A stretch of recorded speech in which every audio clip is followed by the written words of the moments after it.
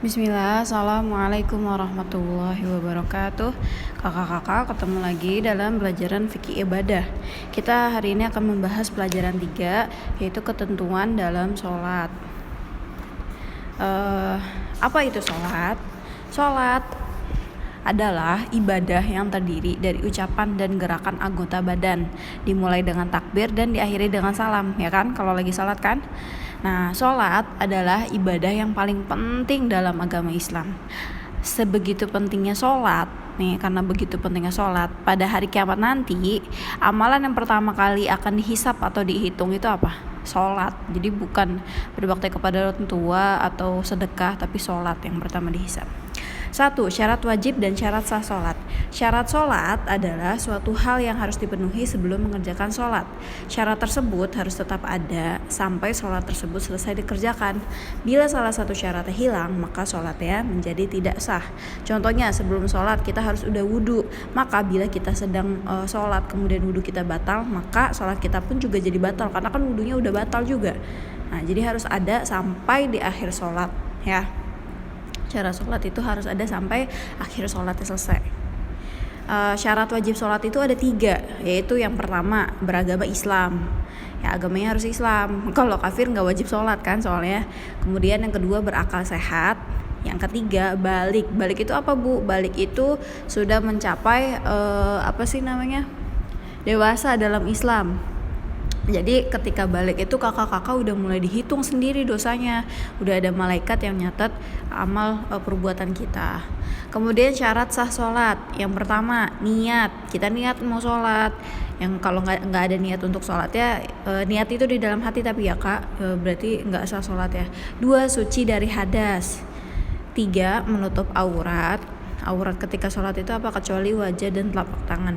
4. Telah masuk waktu sholat. Jadi udah masuk waktu sholatnya. Jangan mau sholat maghrib padahal belum azan maghrib. Nah itu gak sah sholatnya ya. Nomor 5. Menghadap kiblat. Jadi kalau kita gak menghadap kiblat, sholatnya gak sah. Makanya kalau misalkan lupa gak tahu kiblatnya ngadep ke situ, berarti sholatnya tinggal diulang lagi aja kak. Kedua, rukun sholat. Apa itu rukun sholat? Rukun sholat adalah tata cara atau urutan-urutan yang benar saat mengerjakan sholat. Jadi urutan ya kak, urutan. Kalau urutan itu berarti berurut 1 sampai Z gitu. Nah rukun sholat ini ada 15 rukun. Apa aja? Rukun-rukun sholat yaitu 1. Berdiri tegak. Yang kedua, membaca takbiratul ihram. Yang ketiga, membaca al-fatihah. Yang keempat, ruku. Yang kelima, bangun dari ruku.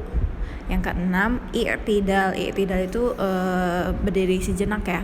7. Sujud. 8. Bangun dari sujud. 9. Duduk di antara 2 sujud. 10. Duduk tahiyat akhir. Yang ke-11, membaca doa tahiyat akhir. Tahiyat akhir yang ini ya, yang kakinya beda itu. Yang ke-12, membaca sholawat yang Allahumma sholli. Nah 13, salam, mengucapkan salam. Ketika akhir sholat kita salam kan. 14, tumakninah. Tumakninah itu apa? Tidak tergesa-gesa. Jadi gak buru-buru. Jadi gak, sholatnya jangan kayak patok ayam. Yang ke-15, teratur sesuai urutan. Jadi kalau acak-acakan sholatnya sah gak? Enggak. B. Permasalahan seputar rukun sholat. 1. Bagaimana hukum bagi orang yang sengaja meninggalkan rukun sholat? Maka sholat orang tersebut tidak sah. Kenapa tidak sah? Karena dia sengaja meninggalkan salah satu rukun sholat. Misalkan dia sengaja nggak ruku. Kalau kayak gitu boleh gak kak sholat nggak ruku? Iya nggak boleh. Jadi makanya sholatnya nggak sah. Jadi harus diulang lagi. Nah yang kedua, bagaimana hukum bagi orang yang lupa atau tidak sengaja? Jadi dia lupa atau nggak sengaja ninggalin rukun sholat. Misalkan dia lupa lupa ruku. Nah maka sholat orang tersebut tetap sah, tapi suatu rakaat yang tadi dia lupa itu dianggap gugur dan harus diganti dengan rakaat yang baru. Jadi misalnya pas di rakaat kedua dia lupa ruku, jadi langsung sujud gitu.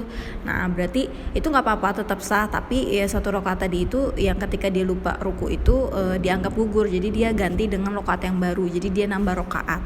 Kemudian di akhir sholat dia melakukan sujud sahwi. Nah untuk sujud sahwi ini nanti ada pembahasannya sendiri di bab setelah ketentuan-ketentuan dalam sholat ya kak, nanti kapan-kapan kita bahas lagi.